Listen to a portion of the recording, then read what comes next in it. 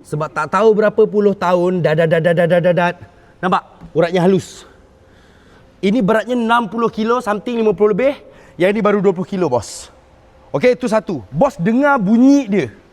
Di antara international spec dengan spec Malaysia. Okey, not bad. Ni, bos. Tebal padat, bos. Itu satu. Nombor dua, bos. Bos tengok ni, dia punya laci. Kalau bos tengok, yang ini ada belang tadi. Nampak tak kayu yang Boyjan pikul tadi, bos? Belakang. Ni. Nampak? Nampak tak, bos? Sorry, bos, Boyjan bukan nak burukkan barang sendiri. Just terus terang. Okey, ini besar hitamnya kan? Ni kayu sambung sini. Hitamnya besar macam ni.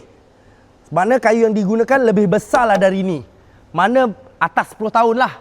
Faham tak? Walaupun ni bunyi kualiti biasa, bos. Kalau bos tengok ni, lain. Uratnya lebih halus, lebih teratur, lebih cantik, bos. Tengok, produknya tebalnya pun tak sama. Tak sama. Tak sama. Okey, satu. Ni, tips penting, Kalau bos tengok, urat atas ni cuba bos tengok. Kurang nampak jap, Kita nak tongnya. Urat bawah. Okey. Ni kurang nampak. Nyata. Ini pun baik juga.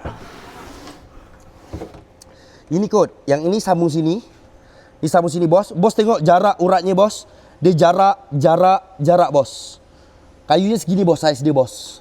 Ini celuring dia macam ni, bos, Cuba bos tengok yang ini. Okey. Beza tak, bos? Sebelah kiri dia. Sisi dia, bos. Nampak tak? Bukan finishing. Kita buang color dia. Tengok urat dia dulu, geng. Cuba bos tengok. Ini ada hati dia. Ini ada hati dia. Lepas tu uratnya jarak. Color dia putih sikit. Ada belang sikit lah kat sini, So, manakala sini nampak betul-betul lurus.